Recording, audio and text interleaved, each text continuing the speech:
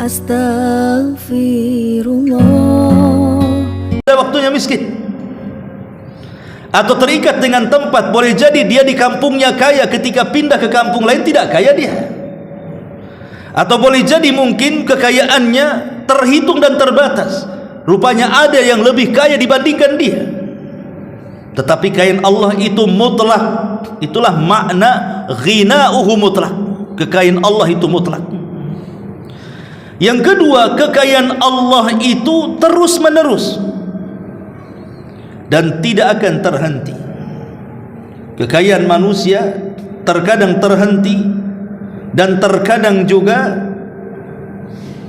hilang. Bukan hanya terhenti kekayaannya, hilang semua kekayaannya. Karena tidak ada kekayaan manusia itu yang terus menerus kaya. Tidak. Pasti ada waktunya kekayaan itu meninggalkan dia, atau dia yang meninggalkan kekayaan. Tapi kekayaan Allah itu daim, terus menerus.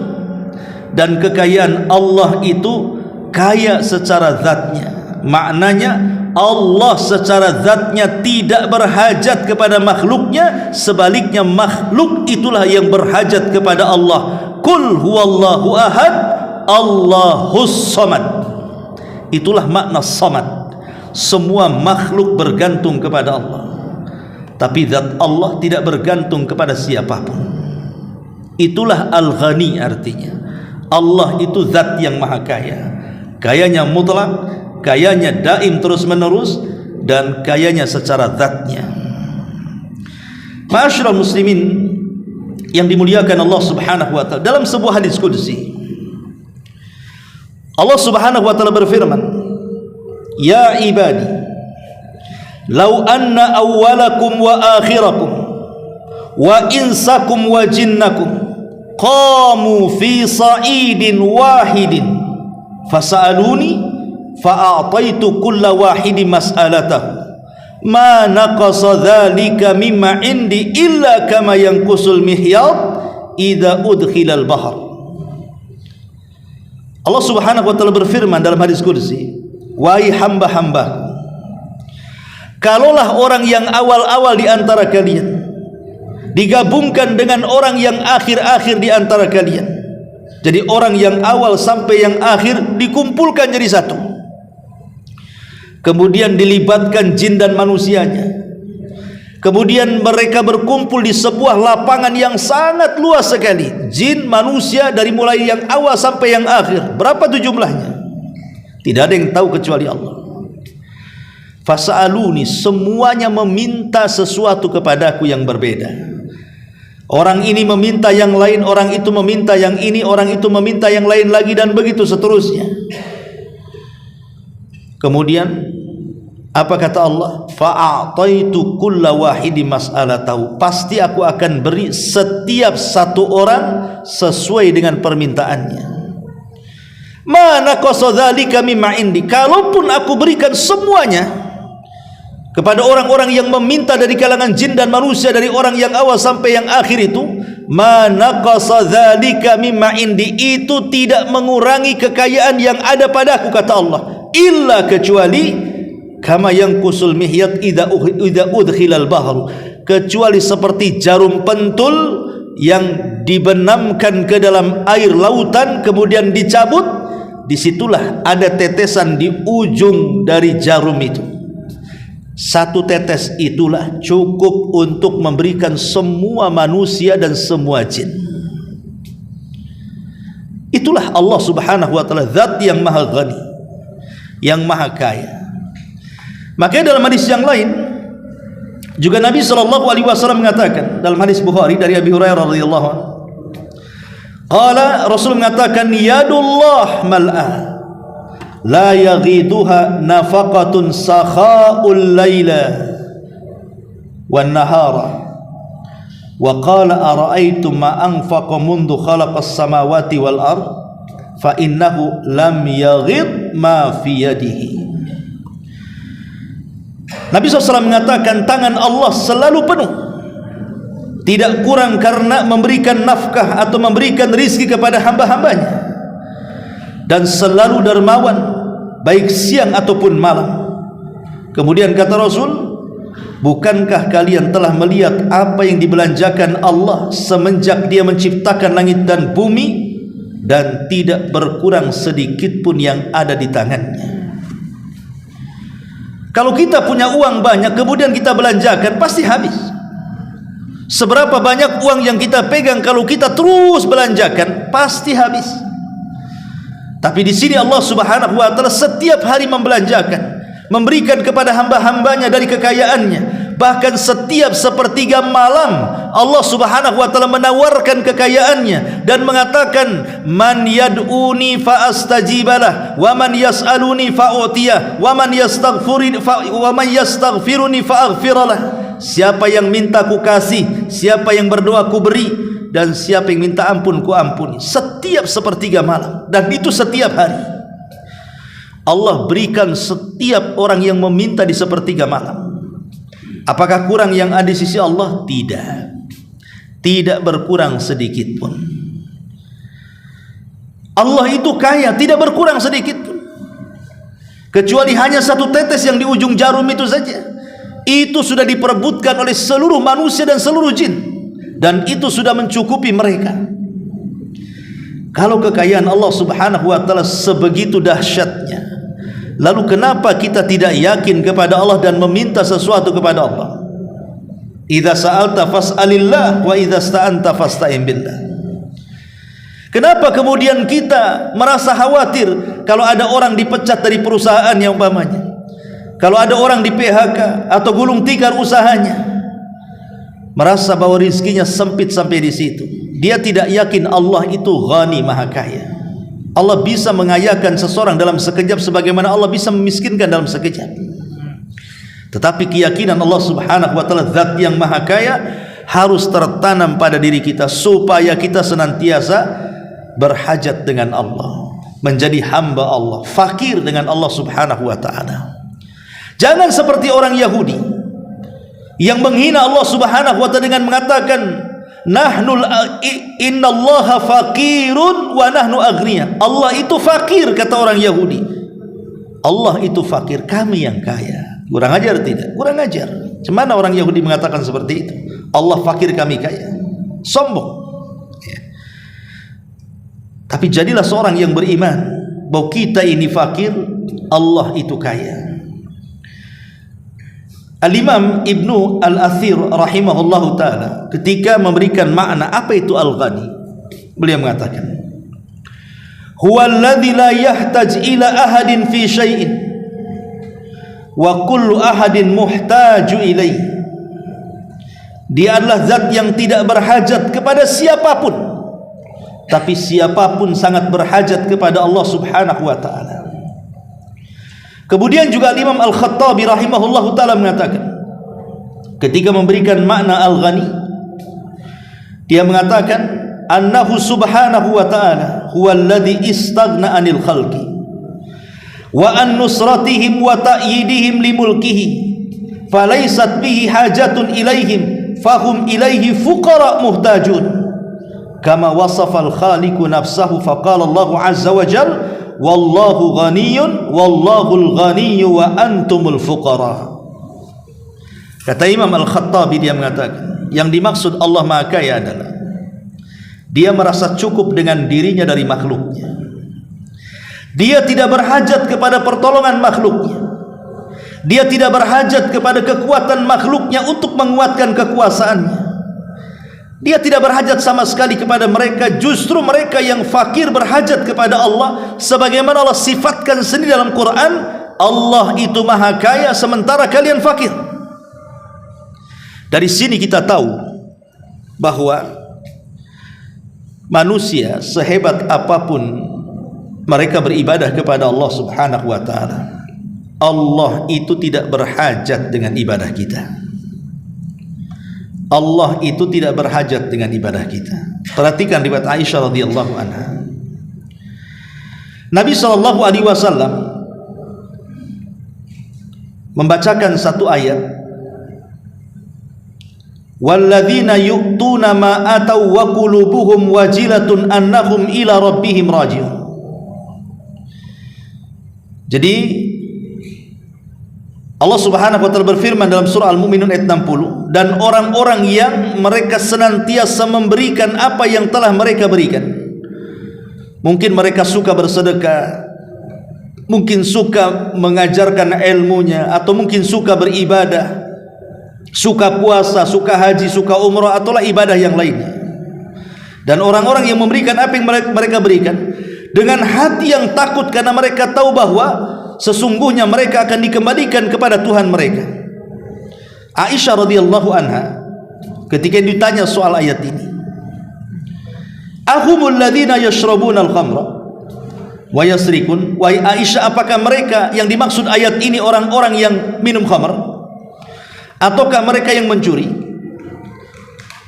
Qala, kemudian dikatakan, la, bukan. Ya bintas Siddiq, wahai bintas Siddiq, jelaskan siapa yang dimaksud ayat ini. Maka kemudian Aisyah radhiyallahu anha mengatakan, lakinnahumul ladzina yasumuna wa yusalluna wa yatasaddaqun wa hum yakhafuna alla yuqbala minhum. Yang dimaksud ayat ini adalah mereka orang-orang yang berpuasa, mereka yang sholat, mereka yang sedekah, tapi mereka takut kalau seandainya sholat, sedekah dan puasa mereka tidak diterima Allah. Jadi orang-orang soleh dahulu dari kalangan para sahabat, para tabiin, para tabiut tabiin, dan para ulama-ulama soleh, para ulama salaf dulu, mereka sangat takut kalau seandainya ibadah yang mereka lakukan itu ditolak oleh Allah Subhanahu wa ta'ala. Karena selama kita masih hidup di dunia, siapa yang tahu amalan kita diterima atau tidak? Siapa yang tahu istighfar kita itu diterima atau tidak? Tidak ada yang tahu, ikhwan. Solat kita tadi Isya, atau mungkin ibadah kita atau pengajian kita malam ini, siapa yang tahu bahwa ini ibadah kita diterima atau tidak? Tidak ada yang tahu. Atau seseorang yang melakukan maksiat kemudian bertobat kepada Allah, siapa yang tahu tobatnya diterima atau tidak? Tidak ada yang tahu. Sehingga dahulu para ulama salaf, karena mereka tidak tahu, maka mereka sangat takut, sehingga mereka sangat berhajat kepada Allah Subhanahu wa ta'ala kalau ibadah mereka diterima, kalau tobat mereka betul-betul diterima oleh Allah Subhanahu wa ta'ala dan tidak ditolaknya. Begitulah hajatnya para ulama dulu kepada Allah Azza wa Jal. Mereka senantiasa takut karena mereka tahu Allah itu zat yang maha kaya, kaya segalanya, termasuk kaya pahala. Jadi jangan kira kalau seandainya kita sholat, puasa, zakat, haji dan yang lainnya Allah berhajat dengan kita. Tidak, Allah tidak berhajat dengan kita. Kalau satu dunia semua beriman kepada Allah Subhanahu wa ta'ala, tidak akan membesarkan kekuasaan Allah. Kalau satu dunia semua bermaksiat kepada Allah, tidak mengurangi kekuasaan Allah sedikit pun. Karena Allah tidak berhajat dengan kita. Kita yang berhajat dengan Allah Subhanahu wa ta'ala. Ma'asyiral muslimin yang dimuliakan Allah Azza wa Jalla, dari sini ada pelajaran, jangan merasa takjub dengan amal saleh. Jangan merasa cukup, merasa sombong dan takjub dengan amalan kita. Jangan tertipu dengan amal saleh kita. Karena ada orang yang tertipu dengan amalannya. Kenapa kau tidak sedekah? Aku sudah banyak sedekah. Karena ada orang yang seperti itu. Bantulah dia, aku sudah banyak bantu orang. Ada orang yang seperti itu. Apakah dengan kata-kata aku sudah banyak bantu orang, aku sudah banyak bersedekah, apa dia tahu sedekahnya diterima? Siapa yang tahu sedekahnya diterima? Tidak ada yang tahu. Tahunya diterima kalau kita sudah mati, baru tahu, oh ini amalan yang diterima Allah, ini istighfar yang diterima Allah, oh ini amalan ditolak Allah, ini istighfar yang ditolak Allah. Begitu. Cuman kita hanya berharap kepada zat yang maha kaya dengan kekuatannya, dengan kekayaannya, dengan ampunannya, dengan pahalanya, dan begitu seterusnya. Maka ini harus ditanamkan supaya kita tidak sombong. Kalau kita meyakini Allah itu zat yang maha kaya, berarti kita merasa kecil di hadapan Allah. Maka siapapun yang sombong di dunia, Allah akan buat kecil dia di akhirat.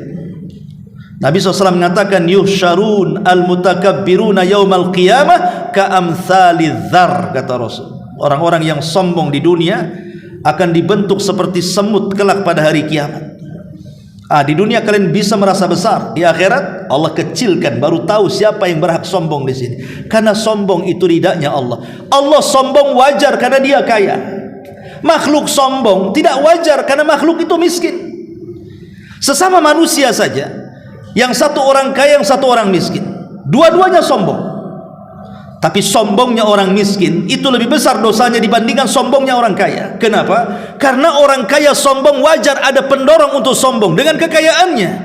Lalu orang miskin sombong, apa yang disombongkan dengan kemiskinannya? Makanya kenapa orang miskin sombong lebih besar dosanya dibandingkan orang kaya sombong, walaupun sombong dua-duanya dosa besar. Ini sesama manusia. Walillah al-mathalul a'la. Tentu dengan Allah permisalan lebih tinggi lagi. Allah berhak sombong dengan kekayaannya, makanya ridanya Allah adalah kesombongan. Tapi makhluk mau sombong dengan Allah ini gimana ceritanya?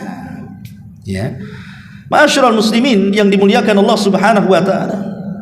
Yalah, itulah diantara bagaimana kita harus meyakini Allah itu Ghani, Allah itu zat yang maha kaya. Lalu apa diantara hikmah yang kita bisa petik dari nama Allah Subhanahu wa taala Al-Ghani di sini? Bahwa Allah itu zat yang maha kaya. Yang pertama, anna lillahi al-ghani lahu mulkus samawati wal ardh wa ma fihima wa ma bainahuma. Ingat bahwa Allah itu zat yang maha kaya.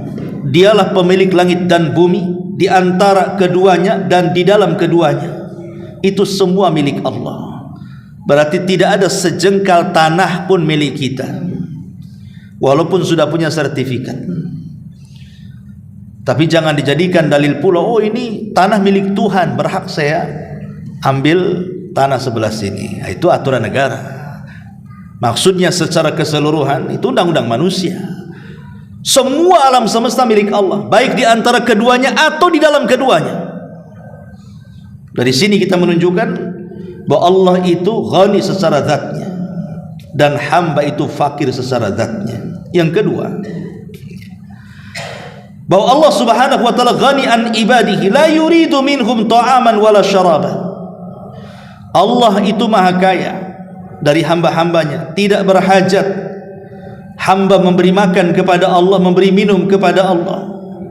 Sebagaimana Allah mengatakan, wa ma khalaqtul jinna wal insa illa liya'budun ma uridu minhum mir rizqin wa ma uridu an yut'imun.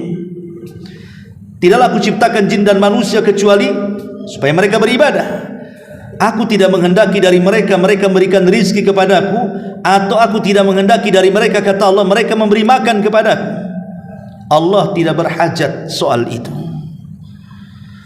Kalau ada sekarang sesembahan yang disembah selain daripada Allah, kemudian harus menyediakan buah-buahan, sesajen dan yang semacamnya, kemudian diletakkan di depan berhala tersebut, maka Allah berbeda dengan berhala-berhala, karena Allah tidak berhajat dengan itu. Bagaimana Allah berhajat dengan pengabdian, dengan makanan-makanan yang ditaruh sebagai sesajen kan gitu? Allah tidak berhajat dengan itu. Kemudian yang ketiga, an yata'affaf al-mu'min an amwalin nas. Kalau kita tahu Allah itu zat yang maha kaya, maha mencukupi segala-galanya, maka seorang mukmin harus menjaga kehormatannya dari harta-harta manusia dan kebutuhan manusia, agar tidak meminta kepada manusia kecuali kepada Allah Subhanahu wa taala. Jangan meminta kepada makhluk. Makhluk itu tidak akan memberi. Tapi mintalah kepada zat yang setiap hari tangannya memberi kepada makhluknya, Allah Subhanahu wa taala. Dalam sebuah hadis, ada seseorang datang kepada Ali radhiyallahu anhu, ya Ali, aku sudah berusaha keras untuk supaya cukup kehidupanku. Tidak kaya tidak ada masalah, yang penting cukup. Tapi aku senantiasa susah hidup, susah makan, susah ekonomi. Ada enggak amalan-amalan yang bisa kubaca? Maka Ali radhiyallahu anhu mengajarkan, kalau begitu bacalah doa yang diajarkan Nabi sallallahu alaihi wasallam. Allahumma kfini bihalalika an haramik wa aghnini amman siwa wa aghnini min fadlika amman siwa. Allahumma kfini bihalalika an haramik. Ya Allah, cukupkan aku dengan yang halal yang engkau berikan kepadaku daripada yang haram yang kau larang dariku, dan cukupkan dengan karuniamu ya Allah dari selainmu. Cukupkan, berikan kekayaan kepadaku agar aku tidak meminta kepada selainmu. Maka ketika kemudian doa ini diulang-ulang setiap hari, tidak butuh waktu lama, tiba-tiba dia datang kepada Ali radhiyallahu anhu dan mengatakan, "Ya Ali, Allah sudah bukakan pintu-pintu rizki kepadaku." Harus yakin, jangan coba-coba. Allah jangan dibuat coba-coba. Coba-coba saja kata Ustaz baca doa ini. Bukan begitu. Allah itu zat yang maha yakin, tidak boleh diibadahi kecuali dengan keyakinan, bukan dengan coba-coba dan keraguan. Seperti Abu Umamah Al-Ansari radhiyallahu an, penuh dengan hutang, stres hidupnya. Akhirnya dia datang ke masjid, kemudian mojok di pojok masjid sambil sholat, berdoa dan begitu seterusnya. Tiba-tiba Rasul datang dan mengatakan, "Ya Aba Umamah, ngapain kau di masjid? Ini bukan waktu sholat." Karena waktu itu waktu duha. Harusnya waktu duha itu orang kerja. Ini bukan waktu sholat, ngapain kau di sini? Gitu ya. Maka Abu Umamah mengatakan, "Ya Rasulullah, humumun lazimatni wa duyunun." Rasul, stres yang meliputi aku dan hutang yang melilitku, katanya. Maka Nabi SAW mengatakan, "Maukah ku ajarkan kepadamu sebuah doa yang kalau kau baca di waktu petang dan juga pagi hari, maka insya Allah Allah akan lepas seluruh kesulitanmu dan Allah akan hilangkan semua hutang-hutang." Maka kata Umar, "Tentu wahai Rasul, doa apa itu?" Maka Nabi SAW mengajarkan doa, salah satunya doanya, "Allahumma inni a'udzubika min ghalabatid daini wa qahrir rijal." Ya Allah, aku berlindung kepadamu jangan sampai aku terbebani dengan hutang ataupun jasa baik manusia kepadaku yang menahanku agar aku tidak mengatakan yang hak kepadanya. Ada orang hutang bukan karena uang, tapi hutang budi. Kalau hutang uang jelas bayar uang kan itu. Kalau hutang budi, kadang-kadang kita menasihati segan, nggak enak saya, dia sudah baik sama saya, nasihati, Anda bisa. Ada orang akhirnya tidak bisa mengatakan yang hak karena apa? Hutang budi kan gitu. Padahal dia tidak boleh. Ya. Tidak boleh kita ini menahan kebenaran karena hutang budi. Makanya di sini Rasul mengatakan, "Allahumma inni a'udzubika min ghalabatid daini wa qahrir rijal." Ya Allah, aku berlindung kepadamu dari terkalahkan hutang dan terkalahkan oleh hutang budi manusia kepadaku. Masyaallah muslimin yang dimuliakan Allah. Jadi asar imaniahnya, ketika kita yakin Allah Maha Kaya, maka kita tidak akan meminta kecuali kepada Allah, dan kita berusaha untuk menjaga kehormatan, untuk meminta-minta kepada selain Allah Subhanahu wa taala. Kemudian juga yang keempat, annallaha likamali ghina. Allah Subhanahu wa taala dengan kesempurnaan kekayaannya itu qadirun ala an yudhiban nas wa ya'ti bi khalqin jadid. Allah sanggup membinasakan semua manusia dan Allah datangkan manusia generasi baru. Allah berfirman dalam Al-Qur'an surah Al-An'am 133, "Wa rabbukal ghanidur rahmah." Dan Allah adalah Rabbmu yang maha kaya, pemilik kasih sayang. Iyasha yudhibkum. Kalau Allah mau, Allah lenyapkan kalian. Wa yastakhlifu min ba'dikum, dan Allah ganti umat sesudah kalian. Dan kita lihat bagaimana Allah Subhanahu wa taala mengganti generasi ke generasi dari sejak Adam sampai sekarang. Itu kekuasaan Allah Subhanahu wa taala. Kalau mau, sudahlah, selesai sampai kaum Nuh saja selesai kena banjir, nggak ada manusia lagi. Tapi tidak, Allah ganti, ada generasi lagi, ada generasi lagi sampai hari ini. Dan itu maha kaya. Lah ketika Allah Subhanahu wa taala, kemudian selanjutnya yang kelima, ketika Allah Subhanahu wa taala zat yang maha kaya, artinya Allah pasti memberi dengan kekayaannya, karena Allah itu tidak bakhil, tidak kikir, tidak pelit. Tetapi manusia ini terkadang salah paham. Ada orang mengira bahwa kekayaan yang Allah anugerahkan itu hanya sebatas kepada kekayaan harta, jabatan, pangkat ataupun kepemimpinan. Hanya sebatas itu saja. Dibilang orang kaya, ya itulah kaya. Kalau dia punya gedung, kalau dia punya rumah mewah, kalau dia punya kendaraan hebat, kalau dia punya perusahaan, kalau triliunan uangnya, itulah orang kaya. Seorang mukmin tidak sesempit itu kekayaan yang Allah Subhanahu wa taala berikan kepada kita. Bahkan lebih daripada itu, amal saleh, iman, takwa, ilmu, itu bagian daripada kekayaan yang Allah anugerahkan kepada kita. Bahkan kesehatan. Lalu apa gunanya orang kaya kalau sakit? Nggak ada gunanya kan? Pamannya ada orang kaya dari kecil sampai dia tua, dia mengumpulkan hartanya sehingga dia bisa membuat istana. Setelah tua tinggal menikmati, tiba-tiba dia sakit. Tabaring, tidak bisa bangun. Jangan cerita memanfaatkan masa tuanya dengan jalan dengan mobil mewahnya, atau dengan jalan ke luar negeri untuk melihat pemandangan dunia. Melihat tamannya saja harus dipapah oleh dokter ataupun mungkin perawat atau mungkin pembantu. Susah hidupnya, makan pun harus diatur. Jadi kekayaan itu bukan hanya sebatas kaya saja, karena terkadang kaya menjadi tersiksa ketika dia tidak sehat. Maka sehat itu bagian daripada kekayaan. Kenapa Nabi SAW sampai mengatakan, man asbaha minkum aminan fi syirbihi mu'afan fi jasadihi walahu qutu yaumihi faka'annama hizat lahu dunya bi ahadafiriha, kata Rasul. Man asbaha minkum aminan fi syirbi, siapa yang di waktu paginya, kata Rasul, dia merasa aman. Aman itu kekayaan yang Allah anugerahkan kepada kita. Coba lihat ke negara-negara yang konflik seperti Palestina, yang setiap hari harus jalan kaki ke sana, sampai di sana jalan kaki lagi ke sini, sampai di sini jalan kaki lagi ke mana, untuk menghindari bom-bom pesawat-pesawat tempur Israel itu. Enak hidup kayak seperti itu? Walaupun punya uang banyak, gak mungkin enak hidup kayak gitu itu.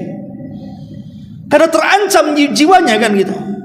Makanya keamanan itu nikmat Allah terbesar, dan ini kekayaan yang Allah anugerahkan kepada kita. Syukuri kita hidup di negeri aman. Ya. Kemudian yang kedua, mu'afan fi jasadi, diberikan nikmat berupa kesehatan badan.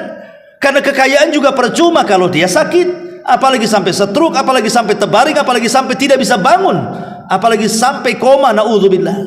Apa yang dinikmati dari kekayaan? Jadi sehat itu juga bagian daripada kekayaan. Termasuk wa indahu qutu, dia bisa makan di pagi harinya.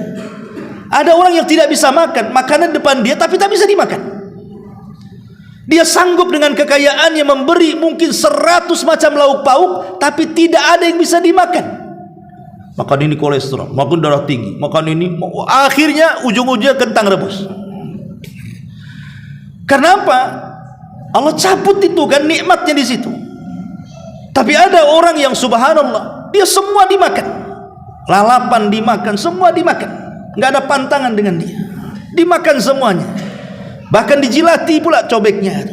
Saking lezatnya, itu nikmat. Karena banyak orang kaya tidak bisa senikmat dia makan. Makanya kenapa Rasul mengatakan kalau di pagi hari diberikan keamanan, diberikan kesehatan, bisa makan dengan enak, faka'annahu hizat lahu dunya bihadzafiriha, kata Rasul. Maka dia telah menggenggam dunia dengan kepalanya itu. Karena itu dicari manusia kan. Manusia itu mencari apa kalau tidak aman, sehat, makan? Itu dicari manusia. Dan itu kekayaan yang Allah anugerahkan yang harus kita syukuri. Ya termasuk tadi keimanan, ilmu, antum hadir majelis taklim, ini kan kekayaan. Karena kekayaan itu tidak mesti di dunia ya. Kekayaan itu juga bisa berupa tabungan kita untuk akhirat kelak di surga. Itu juga kekayaan yang kita cari di dunia. Ma'asyiral muslimin yang dimuliakan Allah Azza wa Jalla. Jadi intinya bahwa Allah itu ghani, Allah itu zat yang makaya, dan kita sangat berhajat kepada Allah Subhanahu wa taala. Ya. Adapun tentang sebab-sebab bagaimana kita ini mencari kekayaan dari zat yang maha kaya. Bagaimana caranya? Secara singkat, yang pertama, bertakwalah kepada Allah. Karena takwa itu bisa mendatangkan rizki dari arah yang tidak disangka-sangka. Wa man yattaqillah yaj'al lahu makhraja wa yarzuqhu min haitsu la yahtasib. Siapa yang bertakwa kepada Allah, Allah akan carikan jalan keluarnya, dan Allah berikan rizki dari arah yang tidak disangka-sangka. Dua, perbanyak taubat dan istighfar. Nuh alaihi salatu wassalam, ketika terjadi paceklik di zamannya, di zaman Nabi Nuh kan paceklik 40 tahun lamanya.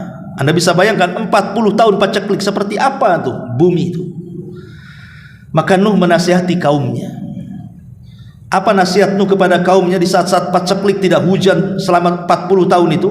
Allah gambarkan dalam surah Nuh ayat 10 sampai 12. Faqul tustaghfiru rabbakum innahu kana ghafara yursilis sama 'alaikum midrara wa yumdidkum bi amwalin wa banin wa yaj'al lakum jannatin wa yaj'al lakum anhara.